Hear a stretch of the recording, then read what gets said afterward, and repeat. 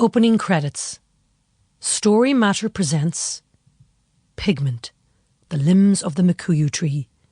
Written by Renee Topper, narrated by Bronagh Gallagher, produced by Story Matter. Introduction. In South Africa, people who are born albino, without pigment melanin in their skin, are at risk because they are different. Their alabaster skin contrasts with the black colour of the majority skin, so they stand out. Their poor eyesight and sensitivity to the sun leave them less equipped for day-to-day life in rural areas, and so they are weaker in this sense. These things burden them not only with prejudice from others, but also the fear for their lives. Further, there is a strong belief that people born with albinism are not people at all. They are ghosts with magic in their bodies, and there are people who propagate and profit from this nomer. People who hunt, dismember, even murder these children and get away with it. The killings are a recent atrocity, not some ancient activity as one might think. The first reports are only from 2005. The following is a fictional story inspired by true events with an inquisitive eye to what could possibly cause this to happen in a democratic society. Prologue. Colour Me. One day, I think I was about 4, Mama found me in my room colouring. I wasn't colouring the pictures in my colouring book, nor the walls or even my dolls. I was colouring me. Miss Susie, my kindergarten teacher, had given me the multicultural Crayola pack of markers: apricot, burnt sienna, mahogany, peach, sepia, tan, black and white for blending. When Mama saw me, I must have looked like I was the Rainbow Tribe all wrapped up in one child, or I don't know what. The expression on her face when she walked in my bedroom, I'd never seen that look before. Such confusion, her eyes wide, her jaw loose, and then she started half laughing, half crying.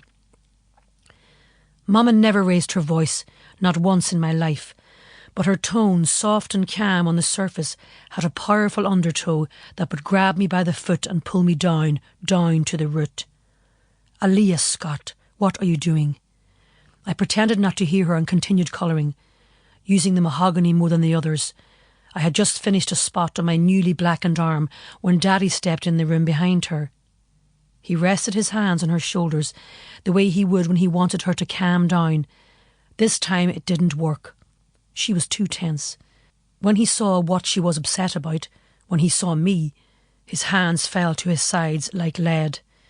He turned and left. He really left, without a word.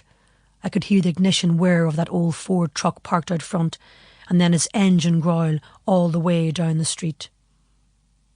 Mama heard it too. She grabbed me quickly by the arm, and next thing I knew, she had me stripped and naked, and the tub was filled with water. She picked me up and put me in it like she used to, before I was big enough to get in myself. She squeezed the soapy water out of the washcloth, and it came down like rain into the pool all around me, and its droplets smeared brown on my birth skin. In her soft voice she said, "Aliya, honey, God made you the colour you are." "But Mama, I want to be chocolate like you and Daddy." Mama's hands plunged into the water and grabbed the cloth in one hand and my fake brown arm in the other and scrubbed it clean. "You can play all you want, but you've got to love yourself for who you are." Some of the colours started washing off right away.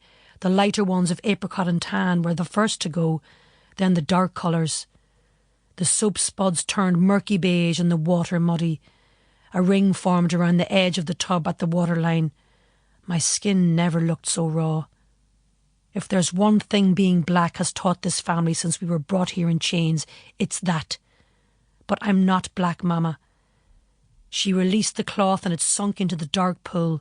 She gently put her soft, wet fingers under my chin and brought my face to hers, so we were eye to eye. "You are beautiful, the colour you are." "But I don't have any colour. That's what the kids say." She scrubbed hard, as if she could reach the kids' voices in my head and scrub them away too, but no one could get them out.